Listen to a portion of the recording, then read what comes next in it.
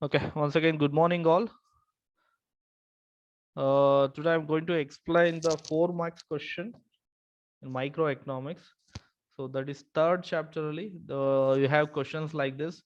The question: explain isoquant with the help of diagram. Explain TP, MP, and AP with the examples. Brief note on returns to scale. Explain the long run cost.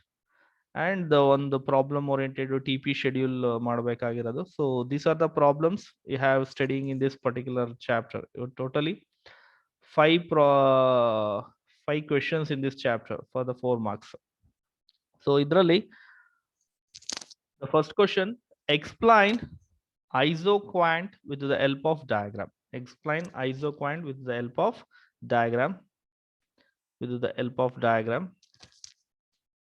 So firstly, isoquant ಅಂದ್ರೆ ಏನು ಅಂತ ಬರಿಬೇಕು ನೀವು. You have to write what is the meaning of isoquant. ಅದು 2 ಸ್ಟಾನ್ಸಾದಲ್ಲಿ ನಾನು ಕೊಟ್ಟಿದ್ದೀನಿ ನಾನು. ಅಂದ್ರೆ isoquant is a set of all possible combination of 2 inputs that yield same maximum possible level of output. So this is chapter about production and cost ಆಗಿರೋದ್ರಿಂದ ನಿಮಗೆ so input and output relationship ನ ಇಲ್ಲಿ ಹೇಳುತ್ತೆ ನಿಮಗೆ. Input and output relationships ನ ಇಲ್ಲಿ ಹೇಳ್ತಾ ಹೋಗುತ್ತೆ. ಸೊ ಇನ್ಪುಟ್ ಮತ್ತೆ ಔಟ್ಪುಟ್ ರಿಲೇಶನ್ಶಿಪ್ಸ್ ನ.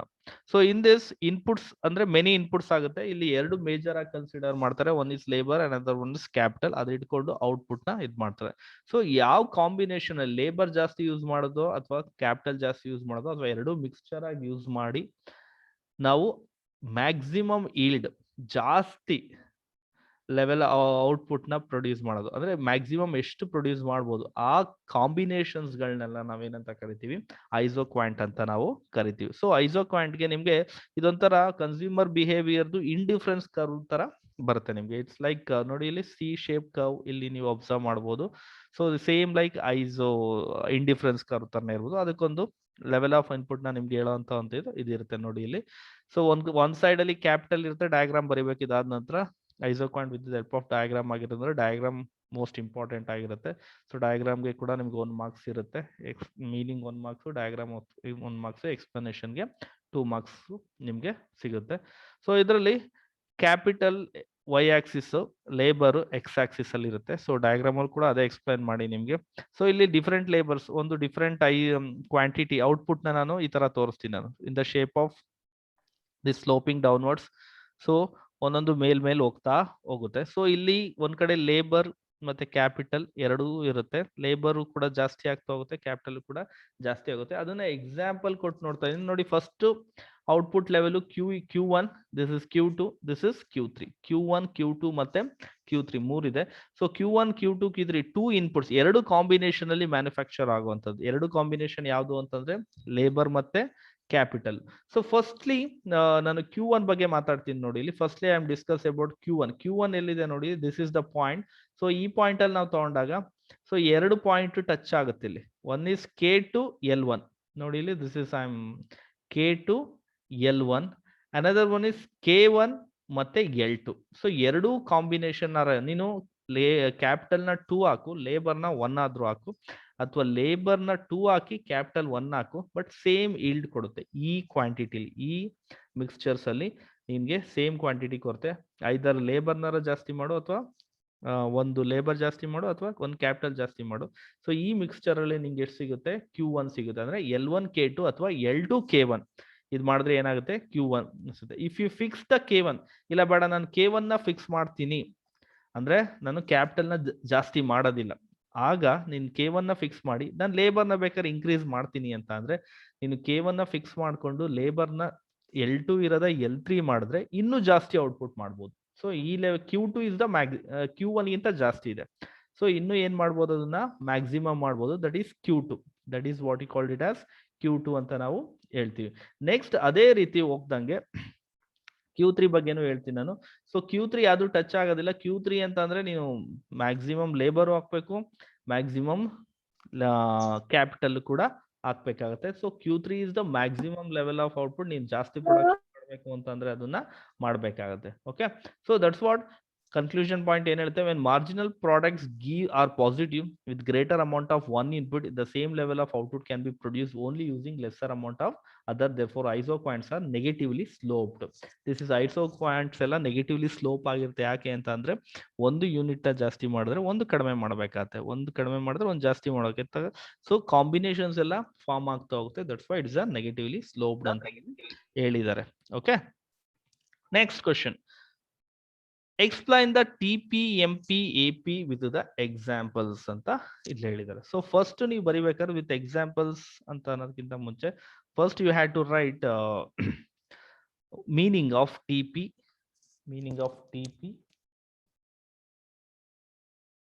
MP and AP, TP, AP and MP. So ಮೂರದ್ದು ಫಸ್ಟ್ ಏನ್ ಬರಿಬೇಕು ನೀವು, ಮೀನಿಂಗ್ ಬರಿಬೇಕಾಗತ್ತೆ. ಸೊ TP ಅಂದ್ರೆ it's nothing but total product, MP is nothing but marginal product, AP is nothing but average product. Total product is nothing but relationship between variable input and output when all other inputs are held constant.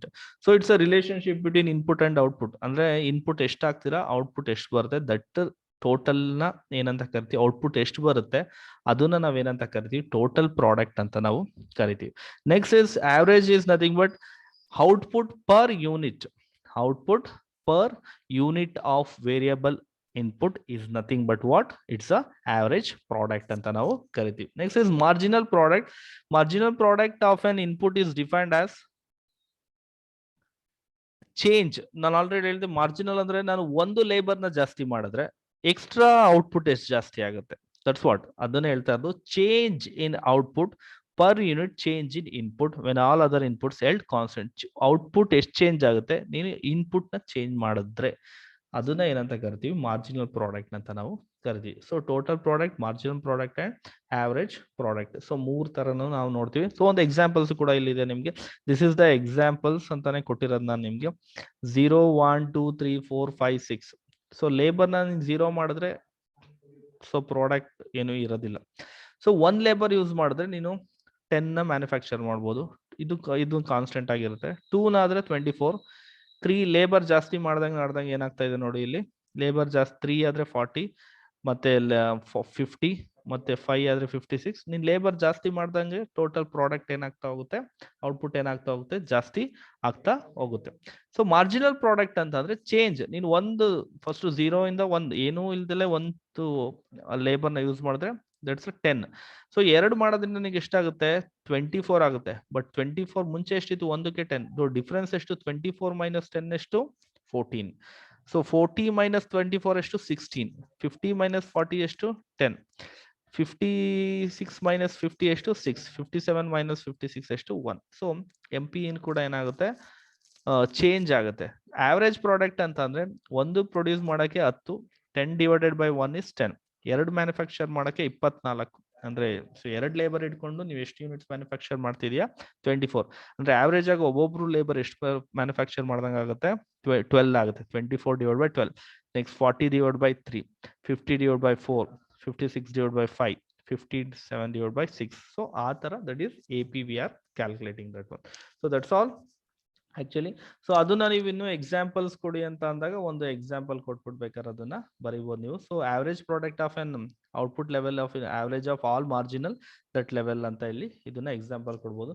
So ಒಂದು example ಬೇಕಾದ್ರೆ ನೀವು ಮಾಡೋದಾದ್ರೆ example ಅಂತಾನೆ ಇದ್ದಾಗ total product at labor 5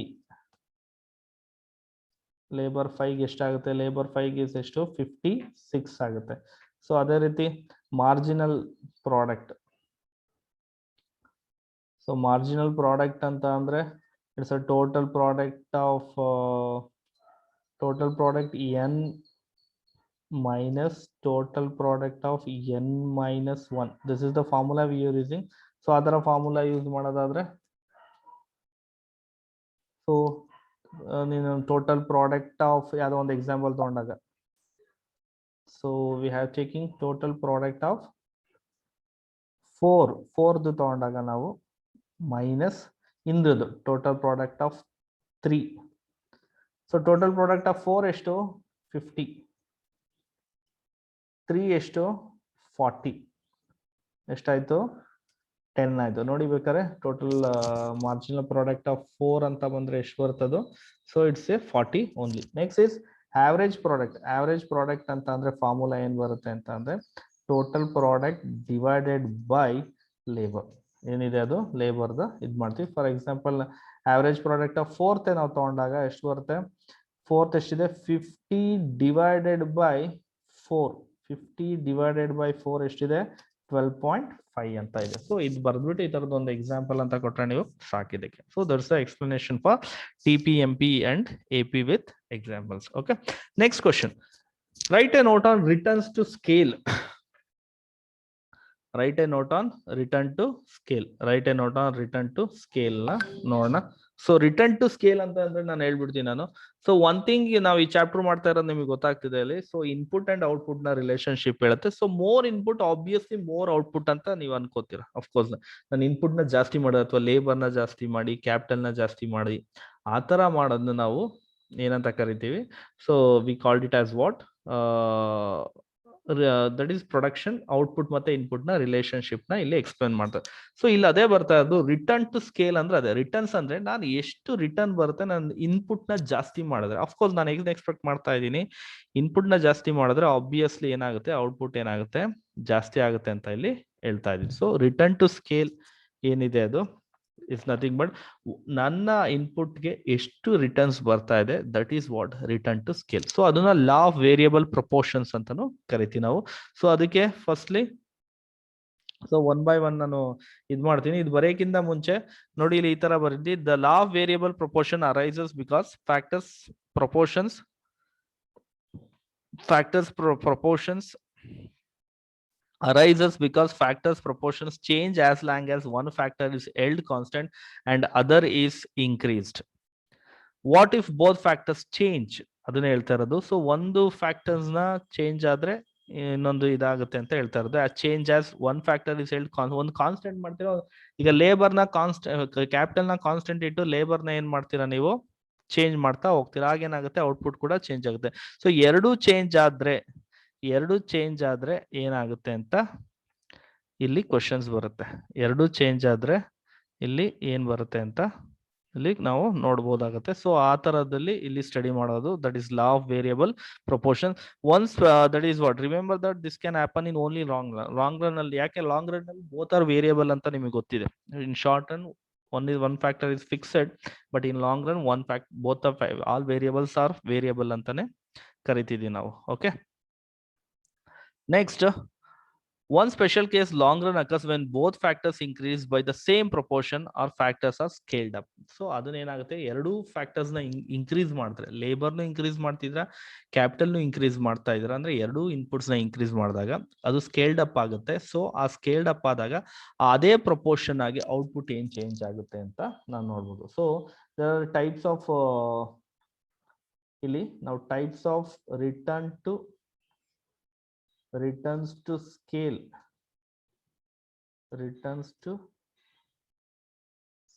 ನೋಡಿದಾಗ there are three types. The first one is constant returns to scale. The second one is so ಬರಿಬೇಕಾದ್ರೆ first ಮೂರನ್ನು list out ಮಾಡ್ಬಿಡಿ. ರಿಟರ್ನ್ ಟು ಸ್ಕೇಲ್ ಅಲ್ಲಿ ಫಸ್ಟ್ ಮೂರನ್ನು ಲಿಸ್ಟ್ ಔಟ್ ಮಾಡ್ಬಿಡಿ. Returns to scale.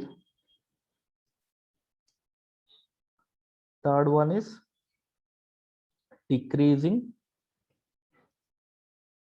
returns to scale. This is the easiest question you can answer. You can write easily because ಒಂದು relevant ಆಗೇ ಇರುತ್ತೆ ಇದು, ಅಂತ ಟಫೆಸ್ಟ್ ಏನ್ ಇರಲ್ಲ ಇದು. ಸೊ ಮೂರು ರಿಟರ್ನ್ಸ್ ಗಳನ್ನ ನೀವು ನೋಡ್ತೀರಾ. So one is constant return to scale, increasing return to scale. Another one is decreasing return to scale. Firstly I will go for one by one. So the first one is constant return to scale. So illide ನೋಡಿ ಇಲ್ಲಿ constant return to scale ಅಂದ್ರೆ ಏನು ಅಂತ. when a proportional increase in all inputs ಅಂದ್ರೆ proportionate ಆಗಿ ನಾನು inputs ನ ಜಾಸ್ತಿ ಮಾಡಿದ್ರೆ results in increase in output by the same proportion, the production function is set to display constant return to scale. So that's very simple. So ಅದೇ word ಗಳಲ್ಲಿ ಬರುತ್ತೆಲ್ಲ, ಅದೇ ಒಂದು ಮೀನಿಂಗ್ ಅಲ್ಲಿ ಬರುತ್ತೆ. ಒಂದು ಸ್ವಲ್ಪ increase decrease ಅಲ್ಲಿ ನಾವು ನೋಡ್ಬೇಕಾದ್ರೆ when proportional increase in all inputs results in an increase in output by the same proportion, the production function is set to display ಏನಂತ ಕರಿತೀವಿ ಕಾನ್ಸ್ಟೆಂಟ್. ನಾನು ಎಷ್ಟು ಇನ್ಪುಟ್ ಪ್ರಪೋರ್ಷನೇಟ್ ಆಗಿ ಚೇಂಜ್ ಮಾಡ್ತೀನಿ ಅಂದ್ರೆ ಈಗ 100% ಇದೆ 100% ಇನ್ಪುಟ್. ಈಗ 100 ಇನ್ಪುಟ್ ನ ಯೂಸ್ ಮಾಡ್ತಾ ಇದೀನಿ, ಈಗ 200 ಇನ್ಪುಟ್ ಯೂಸ್ ಮಾಡಿದೀನಿ. ಸೊ ಔಟ್ಪುಟ್ ಕೂಡ 100 ಇರೋದು ಏನಾಗುತ್ತೆ 200 ಆಗುತ್ತೆ. ಅದು ಕೂಡ ಏನಾಗುತ್ತೆ ಡಬಲ್ ಆಗುತ್ತೆ, ಸೇಮ್ ರೇಷಿಯೋದಲ್ಲಿ ಆಗುತ್ತೆ. ದಟ್ ಈಸ್ ವಾಟ್ ಕಾನ್ಸ್ಟೆಂಟ್ ಅಂತ ನಾವು ಕರಿತೀವಿ. ಅಂದ್ರೆ ಅದೆಷ್ಟು ರೈಸ್ ಆಗುತ್ತೆ ಇನ್ಪುಟ್, ಔಟ್ಪುಟ್ ಕೂಡ ಅಷ್ಟೇ ಪ್ರಪೋರ್ಷನ್ ಅಲ್ಲಿ ರೈಸ್ ಆಗೋದನ್ನ ನಾವೇನಂತ ಕರಿತೀವಿ ಕಾನ್ಸ್ಟೆಂಟ್ ಅಂತ ನಾವು ಕರಿತೀವಿ. Next is second one is increasing return to scale. Increasing return to scale ಅಂದ್ರೆ ಸೇಮ್ ನೋಡಿ ಇಲ್ಲಿ when a proportional increase ಆಗುತ್ತೆ, increase ಎಲ್ಲಾದ್ರಲ್ಲೂ increase ಮಾಡೋದು ನಾವು. proportional increase in all inputs results in increase output. ಇದು ಕೂಡ increase ಆಗುತ್ತೆ output by larger proportion. ಇದು ಸೇಮ್ proportion ಬಟ್ ಇದೇನಾಗುತ್ತೆ ಲಾರ್ಜರ್ ಪ್ರಪೋರ್ಷನ್ ಆಗುತ್ತೆ. ಲಾರ್ಜರ್ ಪ್ರಪೋರ್ಷನ್ ಅಂತ ನಾನು 100 ಇದ್ದಿದ್ದು 200 ಆಗುತ್ತೆ ಇನ್ಪುಟ್, ಬಟ್ ಔಟ್ಪುಟ್ 100 ಇರೋದು 250 ಆಗುತ್ತೆ, ಅಂದ್ರೆ ಡಬಲ್ ಗಿಂತ ಜಾಸ್ತಿ ಆಗುತ್ತೆ. That is what you called it as increasing return to scale ಅಂತ ನಾವು ಕರಿತೀವಿ. Next is decreasing return to scale ಅಂತ ಅಂದ್ರೆ when proportional increase in all inputs results in increase in smaller proportion. ನೋಡಿ ಇದು ಸೇಮ್ ಪ್ರಪೋರ್ಷನ್ ಔಟ್ಪುಟ್ ಇನ್ಕ್ರೀಸ್ ಆಗೋದು, ಇದು larger proportion, ಇದು ಸ್ಮಾಲರ್ ಪ್ರಪೋರ್ಷನ್. ಸೊ ಮೂರು ತರನು ನಾವಿಲ್ಲಿ ನೋಡ್ತೀವಿ ನಾವು. So these are the 3 proportions we can observe here. So that's what.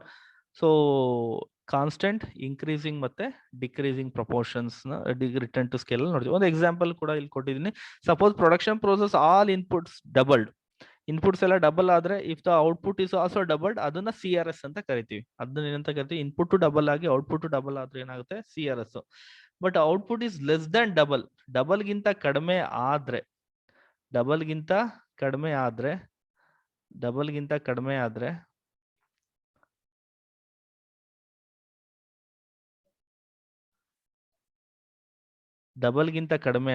That is what you called it as DRS. Double ಗಿಂತ ಕಡಿಮೆ ಆದ್ರೆ ಏನಾಗುತ್ತೆ ಅದು ಡಿಕ್ರೀಸಿಂಗ್ ರಿಟರ್ನ್ ಟು ಸ್ಕೇಲ್ ಆಗುತ್ತೆ. ಅದೇ ರೀತಿ ಡಬಲ್ ಗಿಂತ ಜಾಸ್ತಿ ಆದ್ರೆ it is more than double ಗಿಂತ ಜಾಸ್ತಿ ಆದ್ರೆ ಏನಾಗುತ್ತೆ ಅದು IRS ಆಗುತ್ತೆ. That is increasing return to scale. So this is the answer. Next is explain the long run cost. So long run cost ಅಂತ ಬಂದಾಗ ನೀವು ನೋಡೋದು in the long run all inputs are variable. In the long run, all inputs are variable. So there are no fixed cost. ಯಾವುದೇ ರೀತಿ fixed cost ಇಲ್ಲಿ ಇರೋದಿಲ್ಲ. All inputs are variable ಅಂತ ನಾವು ಹೇಳ್ತೀವಿ. So the total cost and total variable cost therefore coincide in the long run. Total cost ಮತ್ತೆ ಎರಡು coincide ಆಗುತ್ತೆ. So long run average cost is defined as cost per unit. So ಎರಡು ತರನ ಇದ್ ಮಾಡ್ತೀವಿ ನಾವು. ಸೊ ಇಲ್ಲಿ ಎರಡು ಲಾಂಗ್ ರನ್ ಕಾಸ್ಟ್ ಯಾವ್ದ್ರ ಬಗ್ಗೆ ಡಿಸ್ಕಸ್ ಮಾಡ್ತೀವಿ ಅಂತಂದ್ರೆ ಇಲ್ಲಿ ಎರಡೇ ಲಾಂಗ್ ರನ್ ಕಾಸ್ಟ್ ನಾವು ಡಿಸ್ಕಸ್ ಮಾಡೋದು. So one is long run average cost. Another one is long run marginal cost. ಎರಡು ಲಾಂಗ್ ರನ್ ಕಾಸ್ಟ್ ಬಗ್ಗೆ ಇಲ್ಲಿ ಡಿಸ್ಕಷನ್ ಮಾಡ್ತೀವಿ ಈ ಕ್ವಶನ್ ಗೆ. Explain the long run cost ಅಂತ ಅಂದ್ರೆ one is long run average cost, another one is long run marginal cost. Long run marginal cost ಅಂತ ಅಂದ್ರೆ that is long run average cost ಅಂತ ಅಂದ್ರೆ cost per unit of output. Formula ಬರ್ತೀನಿ ನೋಡಿ. LRAC is equal to TC divided by Q. This is the formula of what? LRAC. Next one is marginal cost. Marginal ಅಂದ್ರೆ already ನಾನು ಹೇಳಿದೆ, marginal is nothing but change in input makes change in output. That is what total cost per unit change in output. So ಅದನ್ನ ಏನಂತ ಕರಿತೀವಿ, ಎಷ್ಟು change ಆಗುತ್ತೆ ಅದನ್ನ. when output changes discrete units, if you increase the production ಜಾಸ್ತಿ ಆದಾಗ ಅದೆಷ್ಟು ಜಾಸ್ತಿ ಆಗುತ್ತೆ ಆ ಚೇಂಜ್ ನ ಏನಂತ ಕರಿತೀವಿ ನಾವು LRMFC. ಅಂದ್ರೆ that is long run marginal cost. That is what TC at Q1 units minus TC at Q1 minus 1 units. So ಇನ್ನೊಂದು ಮೈನಸ್ ಮಾಡ್ತೀವಿ. ಸೊ ಅದಕ್ಕೆ ಒಂದು ಡಯಾಗ್ರಾಮ್ ಕೂಡ ನಾವು ಬರ್ದಿದ್ದೀವಿ ನಾವು. So this is the diagram. So ಇದಕ್ಕೊಂದು ಮಾಡಿಫೈಡ್ ಆನ್ಸರ್ಸ್ ನಾನು ಕೊಡ್ತೀನಿ, ಯಾಕಂದ್ರೆ ಡಯಾಗ್ರಾಮ್ ಬರ್ದಕ್ಷಣ ಇದಾಗೋದಿಲ್ಲ ಇದು. ಸೊ ಒಂದು ಸ್ವಲ್ಪ ಎಕ್ಸ್ಪ್ಲನೇಷನ್ ಬೇಕಾಗುತ್ತೆ. So there are 2 types of cost. ಇದಕ್ಕೆ ನಾನು ಇವತ್ತು ಕಳಿಸ್ತೀನಿ ನಿಮಗೆ ಒಂದು ಮಾಡಿಫೈಡ್ ಆನ್ಸರ್, ಇದನ್ನು ನೋಟ್ ಡೌನ್ ಮಾಡ್ಕೊಳ್ಳಿ.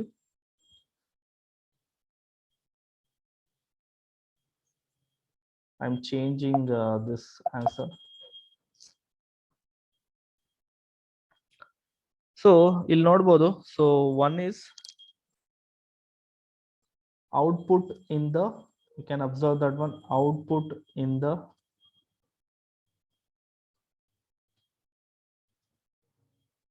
the x-axis and cost in the y-axis, where first LRAC, where LRAC initially, where LRAC is initially decreasing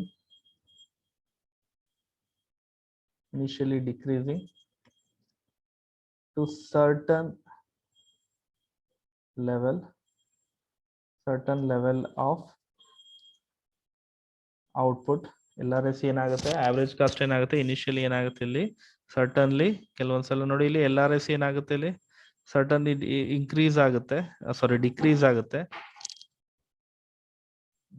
ಆಗುತ್ತೆ certain level of output, and later at the point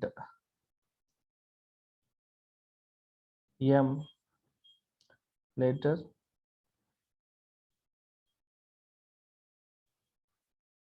it starts increasing by increase in the output ಜಾಸ್ತಿ ಆದಂಗೂ ಕೂಡ ಏನಾಗುತ್ತೆ, ಇದು increase ಆಗುತ್ತೆ ಅಂತ ಇಲ್ಲಿ ಹೇಳ್ತಾ ಇದೀವಿ ನಾವು. It starts increasing. ನೆಕ್ಸ್ಟ್ ಅದೇ ರೀತಿ ಇದು ಕೂಡ LRMC same, LRMC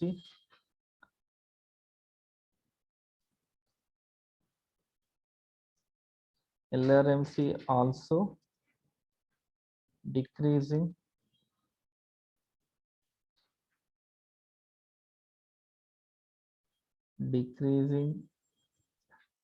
initially, but later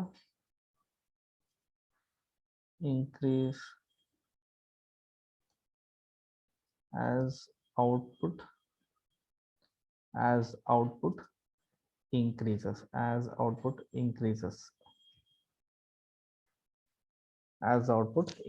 output ಜಾಸ್ತಿ ಆದಂಗೆ ಏನಾಗುತ್ತೆ, ಅದು ಕೂಡ ಡಿಕ್ರೀಸ್ ಆಗುತ್ತೆ. at the point M is the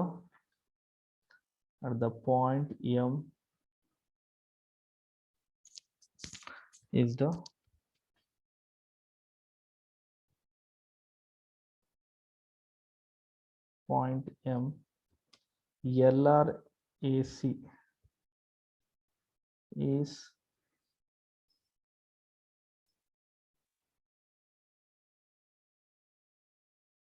minimum. LRAC is minimum. Point M, LRAC is the minimum, where LRMC is in the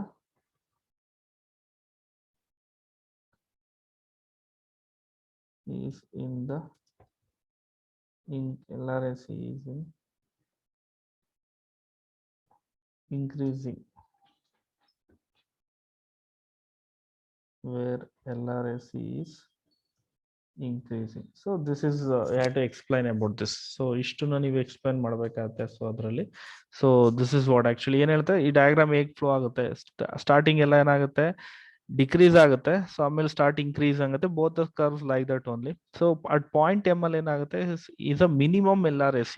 so LRAC minimum ಅಲ್ಲಿ ಬರುತ್ತೆ. So ಆ point ಅಲ್ಲಿ LRMC ಏನಾಗುತ್ತೆ, ಇನ್ಕ್ರೀಸಿಂಗ್ ಅಲ್ಲಿ ಇರುತ್ತೆ ಅಂತ ಇಲ್ಲಿ ಹೇಳ್ಬೇಕಾಗುತ್ತೆ. Okay, that's all about the long run cost ಅಲ್ಲಿ ಇಷ್ಟು ಎಕ್ಸ್ಪ್ಲನೇಷನ್ ನೀವು ಕೊಡ್ಬೇಕಾಗತ್ತೆ. ಸೊ ಇದು ನಾನು ಕಳಿಸ್ತೀನಿ, ಇದನ್ನ ಮತ್ತೆ ಇನ್ನೊಂದ್ಸಲ ಇದು ನೋಡ್ಕೊಂಡು ಇದು ಮಾಡಿ. ಓಕೆ, ರಿವೈಸ್ಡ್ ಆನ್ಸರ್ ನಾನು ಕೊಟ್ಟಿರೋದು ನಿಮಗೆ. ಸೊ ಅಲ್ಲಿರೋದನ್ನೇ ಕ್ಲೀನ್ ಆಗಿ ನೀವು ಡಯಾಗ್ರಾಮ್ನ ಎಕ್ಸ್ಪ್ಲೈನ್ ಮಾಡ್ಬೇಕಾಗತ್ತೆ. ಸೊ ವೆರಿ ಸಿಂಪಲ್ ಆಕ್ಚುಲಿ, ಕರೆಕ್ಟಾಗಿ ಅದು ಡಯಾಗ್ರಾಮ್ ಅರ್ಥ ಆದರೆ you can explain easily. Next is ಒಂಥರ 4 marks into this is explanation. The following table gives the TP schedule of labor. Find the corresponding average product ಮತ್ತೆ marginal product ಮಾಡಿ ಅಂತ ಅಷ್ಟೇ ಹೇಳಿರೋದು ನಿಮಗೆ. average product ಮತ್ತೆ marginal product. First average product ಮಾಡೋಣ. So average product is TP ಅವರೇ ಕೊಟ್ಟಿದ್ರೆ 0/0 is 0. 15 ನೋಡಿ ಇಲ್ಲಿ ಹೆಂಗ್ ಬಂತು ಅಂತಂದ್ರೆ 15 divided by 1 ಎಷ್ಟು 15. ಗೊತ್ತಾಯ್ತಲ್ಲ ಹೇಗ್ ಮಾಡೋದು ಅಂತ. ಸೊ 15 divided by 1 ಎಷ್ಟು 15 ಬರುತ್ತೀರಾ. Next 35 divided by 2, 35 divided by 2 17.5, 35 divided by 2 ಎಷ್ಟು 17.5. 50 divided by 3 that is 16.67, 16.67 ಬರುತ್ತೆ. Next 40 divided by 400 it is 10. 48 divided by 5, 48 divided by 500 it's a 9.6. ಎಷ್ಟು ಬರುತ್ತೆ 9.6 ಬರುತ್ತೆ. ನೆಕ್ಸ್ಟ್ ಮಾರ್ಜಿನಲ್ ಪ್ರಾಡಕ್ಟ್ ಅಂತ ಅಂದ್ರೆ, ಸೊ ಮಾರ್ಜಿನಲ್ ಪ್ರಾಡಕ್ಟ್ ಅಂತ ಅಂದ್ರೆ that is difference of TP. 15 minus 0, first one is 0ನೇ obviously. First one is 0. Second one is 15 minus this one ನೋಡಿ ಇಲ್ಲಿ 15 minus 0 15. ನೆಕ್ಸ್ಟ್ 35 minus 15 ಎಷ್ಟು 20. 50 minus 35 15 and 40 minus 50 ಎಷ್ಟು 10. 48 minus 40 ಎಷ್ಟು 8. So this is you have to write. So ಇಷ್ಟಕ್ಕೆ ಮುಗಿಸ್ಬೇಡಿ ಆನ್ಸರ್ನ, ಆದಷ್ಟು ಒಂದು ಎಕ್ಸಾಂಪಲ್ ನ ತೋರಿಸ್ಬಿಡಿ. ಸೊ ಅವರೇಜ್ ಪ್ರಾಡಕ್ಟ್ ಅಂತ ಅಂದ್ರೆ ಏನ್ ಫಾರ್ಮುಲಾ ಅಂತ ಬರೆಯೋದು ಮರಿಬೇಡಿ. ಸೊ ಮಾರ್ಕ್ಸ್ ಸ್ಕೋರ್ ಬೇಕು ಅಂತಂದ್ರೆ ನೀವು ಅದನ್ನ ಮತ್ತೆ ಕ್ಲೀನ್ ಆಗಿ ಎಕ್ಸ್ಪ್ಲೈನ್ ಮಾಡ್ಬೇಕು ಯಾವ ತರ ಬರೆಯೋದು ಅಂತ ಅಂದ್ರೆ. So average product is equal to, so ಏನ್ ಫಾರ್ಮುಲಾ ಆಲ್ರೆಡಿ ಹೇಳಿದೆ ನಾನು, ಟೋಟಲ್ ಪ್ರಾಡಕ್ಟ್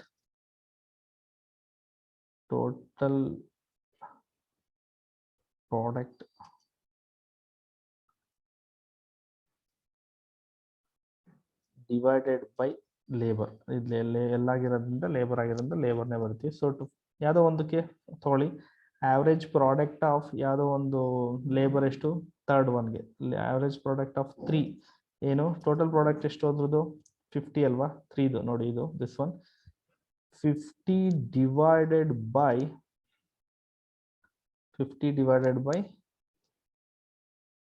ಎಷ್ಟದು ಲೇಬರ್ ಎಷ್ಟು ಅದ್ರದ್ದು 3. ಸೊ ಆಬ್ವಿಯಸ್ಲಿ ಆನ್ಸರ್ ಎಷ್ಟು 16.67. ಇದೊಂದು ಎಕ್ಸಾಂಪಲ್ ಮಾಡೋದು ಮರಿಬೇಡಿ, ಯಾಕೆಂತಂದ್ರೆ ಒಂದು ತೋರಿಸ್ಬೇಕು ಹೆಂಗ್ ಬಂತು ಅಂತ ನೀವು instead of writing. Next is marginal product.